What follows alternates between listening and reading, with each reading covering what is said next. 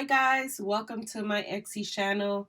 This is Nancy from nancybadillo.com and welcome to another episode of Etsy tutorial. On today's video, I wanted to talk about 5 reasons to hide your Etsy sales history as soon as possible. So guys, if this is your first time visiting my Etsy channel and you want to learn everything and anything about Etsy, this is the channel to be. Make sure that you subscribe today. Make sure you hit that like button and also make sure that you hit the bell notification. That way, whenever I upload a new video, you'll be the first one to know about it. So let's go ahead and get started. My number one reason why I hide my Etsy sales history is so my competition doesn't see my best sellers. You know, I work personally very hard to do market research, come up with original designs, and I don't want someone else to reap the benefit from all my hard work by simply clicking on my sales history and taking everything that I sell or like the highest best sellers in my shop and doing the exact same thing I did and start making money off all the work that I made. And I know we all have somehow been either a victim or we know someone on Etsy that has been a victim of someone else stealing their ideas, stealing their tags, stealing their original designs. And, you know, I'm all for getting inspired. I do a lot of research on Etsy, on other stores to get inspired to see how I can make my store better. But what I always try to do is keep my integrity of not copying someone else's style exactly to the T. And it's okay to get inspired and say, you know what, how can I make that design 5 times better? What can I add to it? Do I do a bundle package with it? And then, you know, you could scale it a lot higher than that actual store. And I'm okay with that.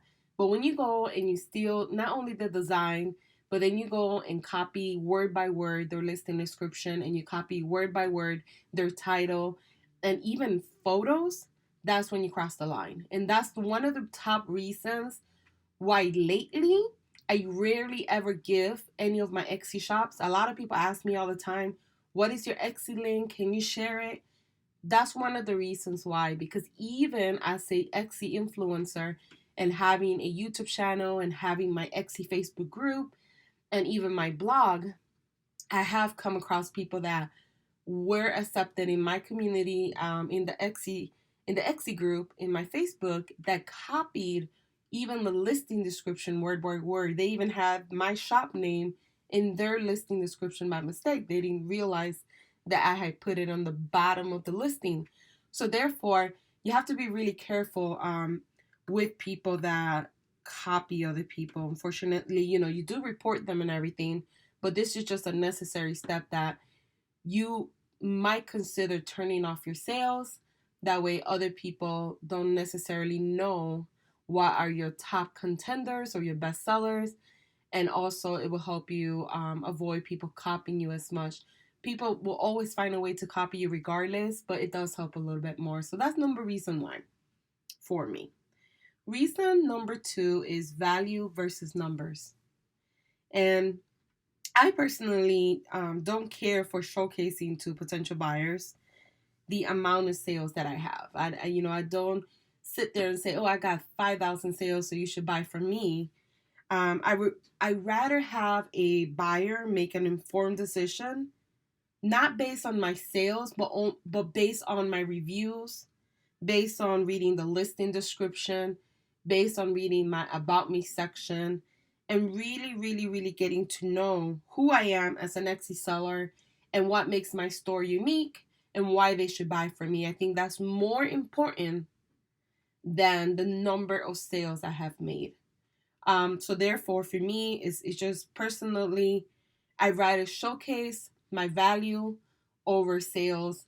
There's no way to turn it off at the given moment. So if not, I would have turned it off by now. But that's reason number 2, value versus number. I feel like we should all be judged by the value that we give to potential buyers, what we sell, who we are as people, because Etsy is a very special community with people that make handmade items. So therefore, we should be treated that way versus just having a number staring at you. And that's why maybe that person made a decision to buy from you. Reason number three kind of goes, kind of it's like the reason number two. They go back. They kind of are similar. And reason number three is it discourages buyers. I feel so if as a new Etsy seller, if you don't have a sale yet, you'll have the zero place there. So it will say zero sales or one sale, two sales, etc. So when a potential buyer goes to your store and they see that you don't have any sales, I feel like it does discourage buyers to buy from your shop because they're scared of doing business with you. And then on top of that, if you don't have your profile picture, you don't have a bio, you didn't take the time to do your about me section, it does reduces the likelihood of them buying from you. And this is why it's so important that before you open your shop, you have everything filled out just in case, because having all those things filled out does help you start getting those sales in the beginning when it's extremely hard or harder because you don't have any sales. So I do think that it also discourages buyers, but also discourages Etsy sellers. Because I know a lot of Etsy sellers who focus so much on numbers. So they, start comparing their shop to other shops. They start seeing, well, how come that store has more sales than me? And I have been open the same amount as them. But they don't know the marketing strategies that they're doing. They don't know if they're spending a lot of money on ads, on Facebook ads, on other platforms, etc. There could be a million reasons why their products are doing a little bit better than yours, even though you're in the same niche or same maybe same categories. However, I do feel that having a number, an actual number there, especially if the number is very low, it does discourage people from buying from you. So the only tip on this one that I would say as a new Etsy seller is make sure that you have everything filled out. Make sure you have your profile picture. Make sure you have a nice banner. Make sure you have your About Me section filled out. Make sure that you have a good amount of numbers of listings available for people to browse. Make sure that you don't overlook stuff. Make sure you have your shipping policy set in place, your frequently asked questions. That way, when people are buying from you, even if you might not potentially have any sales yet, just having those additional things can secure that sale for you and can, convince someone to give you a shot and buy from you. So this is my reason number three. Okay. Reason number four, no longer in stock, right? I'm sure you guys have gotten an email or like a Etsy message from a buyer saying, hey, I saw that you sell this. Do you still have it in stock? So by having your history of sales open, you basically run the risk of a potential buyer going through your sales history, right? And wanting an item that either you no longer have in stock or maybe you don't potentially sell anymore. And I've noticed myself in my own shop that even after I politely say, hey, I don't no longer carry that, but I have X, Y, and Z. These are the other stuff that I have that are similar. Would you be interested? They still get turned off. I feel like customers get turned off because they want their way. They want that particular item, and if they feel like you don't do it for them, even though you don't necessarily sell that anymore. Some of them will take their business elsewhere. They take their business elsewhere. They'll tell you too. They'll be like, well, I guess if you can't do that for me, I'll find someone else. Because I've gotten a lot of people that just bluntly told me, well, if you can't give me that item, or if you can't sell me that particular listing, then I'm gonna go elsewhere. And I even gotten people that tell me, hey, I'll pay you extra for that particular item. Like they don't mind paying extra. However, if it's out of my reach or I no longer do it anymore, I have to say no, and it turns them off.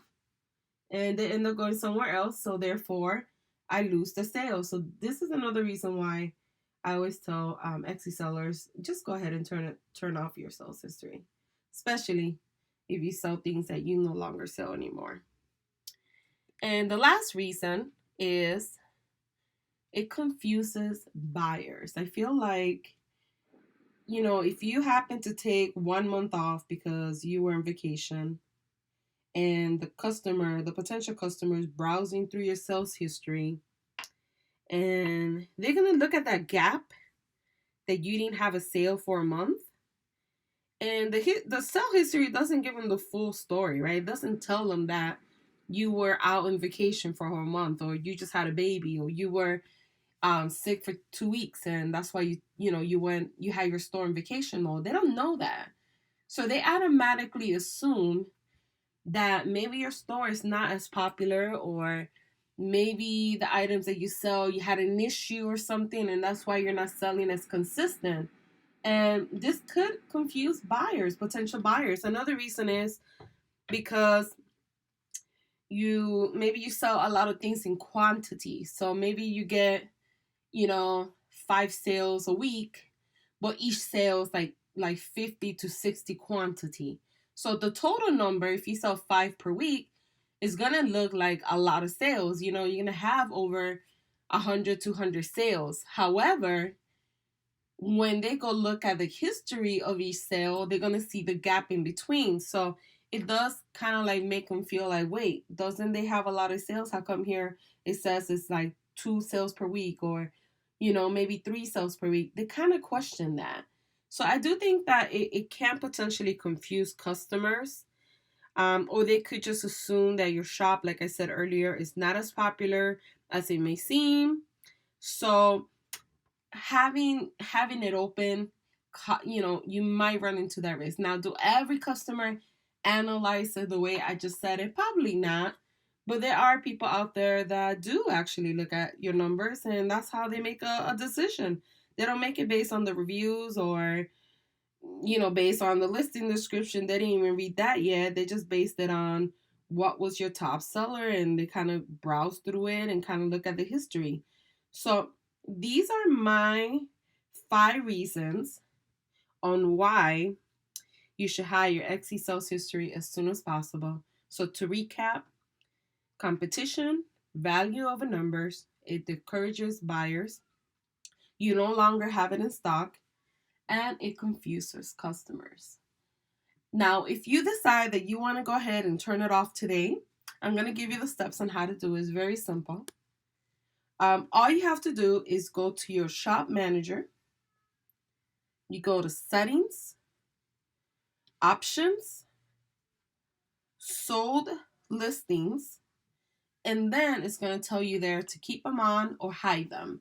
And all you want to do is make sure that you select hide them and click on the save button. That way, any changes you made are saved on Etsy's dashboard.